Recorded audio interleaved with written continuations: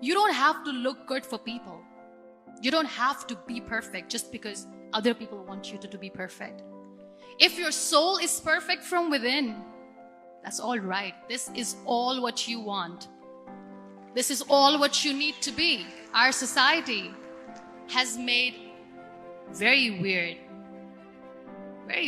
kind of norms to look perfect and great. For men, it's different. For women, it's different. We think too much about what people say. We listen to ourselves too little. You know what makes you perfect? When you make someone smile. You know what makes you perfect? When you try to do something good for the people around you. You know what makes you perfect? When you feel someone's pain. And how beautiful pain is that it connects you with people. No other medium can connect you with others but pain. That's why I always say that I'm in pain, and that's a blessing in disguise for me. If you think that your life is hard and you're giving up on that because you think your life is unfair, think again. Because when you think that way, you are being unfair to your own self. When you share your story and it doesn't make you cry, that means you have healed. The real happiness doesn't lie in success, money, fame. It lies within.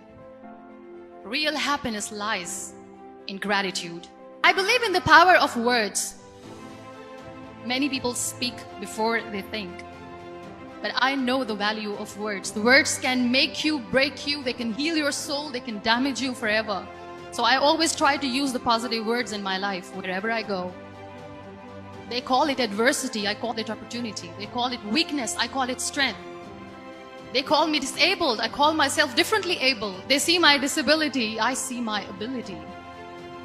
There are some incidents that happen in your life, and those incidents are so strong that they change your DNA. Those incidents or accidents are so strong that they break you physically. They deform your body, but they transform your soul. Those incidents break you, deform you, but they mold you into the best version of you. Made people realize that sometimes problems are not too big. We are too small because we cannot handle them. We always expect ease from life. We have this amazing fantasy about life. This is how things should work. This is my plan. It should go as per my plan. If that doesn't happen, we give up. So my dear friends, let me tell you one thing. I never wanted to be on the wheelchair. Never thought of being on the wheelchair. I was always aspiring to do bigger things, but had no idea that for that I have to pay the price to be where I am today. It's a very heavy price. This life is a test and a trial, and tests or trials are never supposed to be easy. So when you're expecting ease from life, and life gives you lemons, then you make the lemonade, and then do not blame life for that, because you were expecting ease from a trial. Trials make you a stronger, better person. It is okay to be scared. It is okay to cry. Everything is okay, but giving up should not be an option. They always say that failure is not an option. Failure should be an option, because when you fail, you get up, and then you fail, and then you get up, and that keeps you going. That's how humans are strong. Failure is an option, should be an option, but giving up is not. Never. We have this thing in minds. We call it perfection. We want everything perfect. We want ourselves to be perfect. There is this image in our head about everything. Perfect life, perfect relationships, perfect career, perfect amount of money that we need to earn no matter what. Nothing is perfect in this world. We all are perfectly imperfect, and that is perfectly all right. That's all right. We were sent here not to become the perfect people. Those people who tell you how to look perfect, even those people are imperfect. Trying to fight this fear of looking imperfect. In all those imperfections, you have to listen to your heart. We are all in pursuit of something in life. Some people chase fame. Some people long to have more and more money. Some people wish to live a life with endless joy. And some people crave to have peace and contentment in their heart. But somehow or the other, we are all in pursuit of something. And in this pursuit, we tend to forget to celebrate what we have in this very moment. This beautiful gift called life. I receive so many messages, so much love from all of you, and so many prayers. I also hear people saying that we want Muniba to walk again. We wish and pray that you walk someday, you stand with your family and friends. And when I look at them, I say Amen. But deep inside, I ask myself that, is this something that I truly wish for? To be honest, no. Because I have accepted myself the way I am. I have made peace with the reality that this wheelchair is my reality. It's the part of my body now, and I'm totally fine with it. You must have heard a word, or maybe you must have read it somewhere. Disability, or a person with disability. Being a wheelchair user myself, I don't believe in the word disability or a disabled person. And I'll tell you why. Every time I read this word somewhere, or if I hear it, I cringe a bit. Because every time, if we put the word "this" with someone's ability, we are knowingly or unknowingly questioning their abilities. You see, we live in a world which tends to celebrate sameness. And let's be honest, this world is still trying to figure out how to accept people who are unique, people who are differently able. So when we diss someone's abilities, it doesn't seem right. It doesn't sound polite. It doesn't sound respectful. So this word disability or a person with disability does not exist in my dictionary. Let's delete it from our dictionaries. Let's change the narrative. Now is the time. Every step that I take in my wheelchair and every word that I will say, it's going to pave a path for those who want to do something in life. People who have the courage and resilience to face the adversity.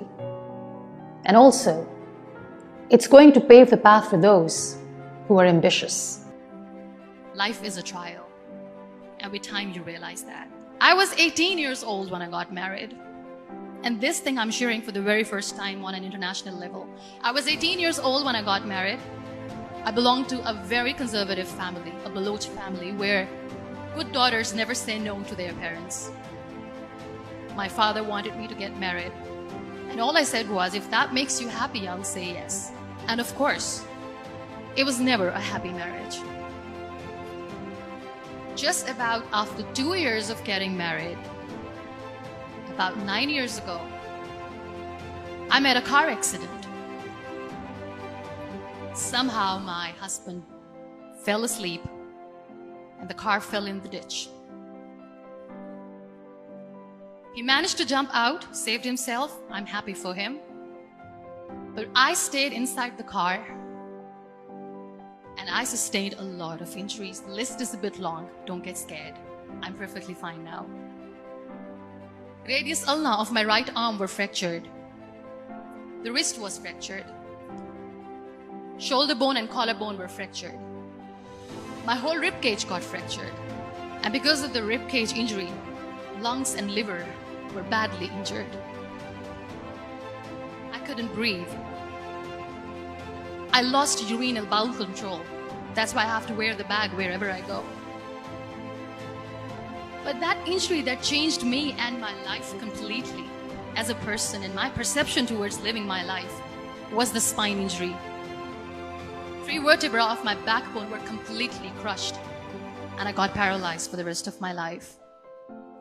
One day, doctor came to me and he said, well, I heard that you wanted to be an artist, but you ended up being a housewife. I have a bad news for you. You won't be able to paint again because your wrist and your arm are so deformed, you won't be able to hold a pen again. And I stayed quiet. Next day, doctor came to me and said, your spine injury is so bad, you won't be able to walk again. took a deep breath and I said, it's all right. The Wednesday doctor came to me and said, because of your spine injury and the fixation that you have in your back, you won't be able to give birth to a child again. That day, I was devastated. I still remember, I asked my mother, why me? And that is where I started to question my existence. Why am I even alive? What's the point of living? I cannot walk, I cannot paint, fine. I cannot be a mother. And we have this thing in our heads, being women, that we are incomplete without having children. I am going to be an incomplete woman for the rest of my life. What's the point? People are scared. They think I will get divorced. What is going to happen to me? Why me? Why am I alive? We all try to chase this tunnel. We all do this because we see light in the end of the tunnel, which keeps us going. My dear friends, in my situation, there was a tunnel that I had to roll on, but there was no light. And that is where I realized that the words have the power to heal the soul. My mother said to me, this too shall pass. God has a greater plan for you. I don't know what it is, but He surely has. I was discharged and I went back home. And I went back home and I realized that I have developed a lot of pressure ulcers on my back and on my hip bone. I was unable to sit. There were a lot of infections in my body, a lot of allergies. So doctors wanted me to lie down on the bed straight for not 6 months, for not 1 year, for 2 years. I was bedridden, confined in that one room, looking outside the window, listening to the birds chirping and thinking maybe there will be a time when we'll be going out with the family and enjoying the nature. That was the time where I realized how lucky people are, but they don't realize. There are always turning points in your life. There was a rebirth day that I celebrated. After 2 years and 2.5 months, when I was able to sit on a wheelchair, that was the day when I had the rebirth. I was a completely different person. I still remember the day I sat on the wheelchair for the first time, knowing that I'm never going to leave this, knowing that I won't be able to walk for the rest of my life. I saw myself in the mirror and I talked to myself. And I still remember what I said. I cannot wait for a miracle to come and make me walk. I cannot sit in the corner of the room crying, cribbing and begging for mercy because nobody has time. So I have to accept myself the way I am. The sooner the better. And that day I decided that I'm going to live life for myself. I am not going to be that perfect person for someone. I am just going to take this moment and I will make it perfect for myself. And you know how it all began? That day I decided that I'm going to fight my fears. We all have fears. Fear of unknown, fear of known, fear of losing people, fear of losing health, money. We want to excel in career, we want to become famous, we want to get money. We are scared all the time. So I wrote down one by one all those fears. And I decided that I'm going to overcome these fears one at a time. You know, when you end up being on the wheelchair, what's the most painful thing? That's another fear that people on the wheelchair, or the people who are differently able, have in their hearts, but they never share. I'll share that with you. The lack of acceptance. People think that they will not be accepted by the people because we, in the world of perfect people, are imperfects. You all are thriving in your careers. You have bigger dreams and aspirations in life. Always remember one thing. On the road to success, there is always we, not me. Do not think that you alone can achieve things. No. There is always another person who is standing behind you, maybe not coming on the forefront, but behind you, praying for you and supporting you. Never lose that person. Never. When you think your glass is half empty, come on, your glass is half full. It's all in here and here. There are so many people in the world who are dreaming to live a life that you are living right now. You have no idea. Embrace each and every breath that you are taking. Celebrate your life. Live it. Don't die before your death. We all die. We live this one routine of a day for 75 years and we call it life. No, that's not life. If you're still thinking why you have been sent here, if you're still juggling with the concept of why you are here, you haven't lived yet. You work hard, you make money, you do it for yourself. That's not life. You go out, you seek for people who need your help, you make their lives better. You become that sponge which can absorb all the negativity, and you become that person who can emit beautiful, positive vibes. And when you realize that you have changed someone's life, and because of you, this person didn't give up, that is the day when you live. Always. We were talking about gratitude, why I smile all the time. I cry all night when nobody sees me, because I'm a human and I have to keep the balance. And I smile all day because I know that if I will smile, I can make people smile. That keeps me going. Be grateful for what you have. And you will always, always end up having more.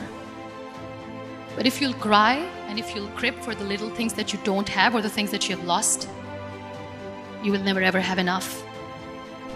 Sometimes we are too busy thinking about the things that we don't have that we forget to cherish the blessings that we have. I'm not saying that I'm not healthy and that makes me unlucky.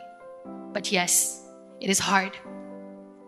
It is hard when I say that I cannot walk. It is hard to say when I wear this bag. It hurts. But I have to keep going because never giving up is the way to live. Always. Live your life fully. Accept yourself the way you are. Be kind to yourself. Be kind to yourself. I'll repeat, be kind to yourself, and only then you can be kind to others. Love yourself and spread that love. Life will be hard. There will be turmoils. There will be trials, but that will only make you stronger. Never give up. The real happiness doesn't lie in money or success or fame. I have this all, I never wanted this. Real happiness lies in gratitude. So be grateful, be alive, and live every moment. Today, just because I'm in pain and I'm on the wheelchair, I work for children. Being the head of CSR for a company, we conduct medical camps in far-flung areas of Pakistan where so many kids die because they don't have medical facilities. And I personally believe just because they cannot afford to live doesn't mean we'll let them die. So we give them money, we give them medical treatment, we try to heal their wounds, physical and emotional. And I also work for the beautiful people, we call them third gender, the transgender community of Pakistan. You know what connects me with them? All my imperfections. When I go and I hug them, they never judge me. And this very good friend of mine, her name is Bijli. She calls herself electricity. And I said, are you electricity? She says, no, I'm lightning. I'm as strong as lightning. Because we have very bad power outage, so she doesn't want me to call her electricity. So she says, I am very strong. I'm thunder, I'm lightning. She came to me and the first time I hugged her, she said, you are just like me.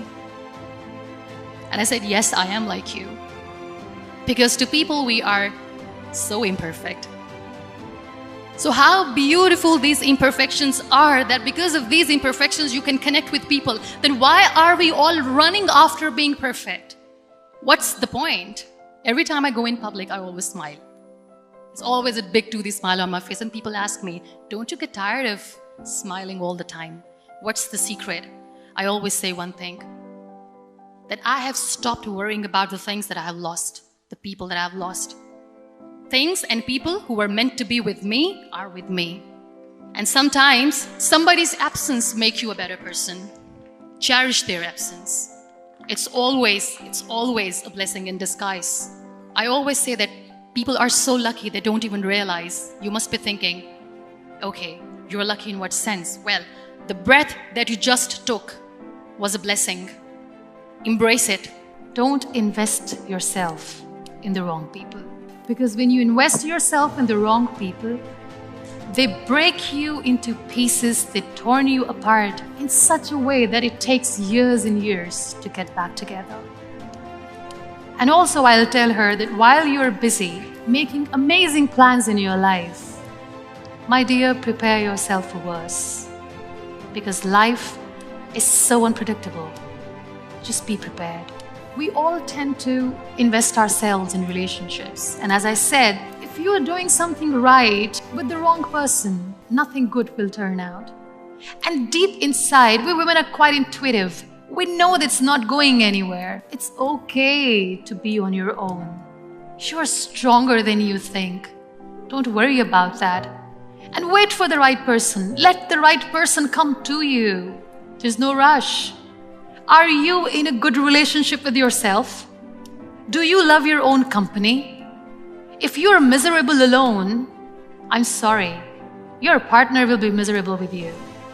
So we need to understand that we need to love our own company. Only then people will love to enjoy our company too. And don't rush. Wait for the right person. Because if it's meant to be, it will be. Who is on social media? Who's using Facebook? Everyone. Have you ever put your relationship status complicated? My relationship with myself before I was here was so complicated. It was all about people. It was never about me. There was no me anywhere. You see, people's pleaser. The person who just wants to make everyone happy knowing that it's not worth it. You just keep doing it, and yes, your relationship eventually with yourself becomes complicated. And then now, I don't know where there are people around me or not, but I'm me now. I'm more me now. Time is a beautiful teacher. It filters out the extras from your life, including people. Being in the wheelchair in 12 years, I've met 3 categories of people. Number 1 category is of the people who see you in the misery, in pain, and they back off. They're like, we are gone, we can't handle. I respect them for their honesty. Then there is another category of the people who are not there with you, but they just want to cling on with you all the time. They're so weak that they try to stay in your shadow. Liberate yourself from those people because they are toxic for you. Don't let them cling on to you because they're not there to help you. Liberate them. Liberate yourself. And then there is 3rd category. These beautiful people who are so selfless that when they see you in pain, they stand next to you. They've got your back. They don't share the limelight. They are just there for you. These are your people. Value them. So yes, there are 3 categories of people. Try to surround yourself with those who are real, and you will feel real. I pity those who see their failure in your success. You know, these critics, they were once dreamers. They just wanted to achieve something that today you have. But they gave up and they started becoming jealous of you. Pray for them because they're in a lot of pain. I've never claimed to be strong all the time. I'm one of those few people who have always acknowledged vulnerability. Because when we are vulnerable, we are humans. There are days when I don't feel like getting up in the morning. There are days when I don't feel like sitting in the wheelchair and face the world. But then what I do is like I make sure that I don't sulk in that negativity.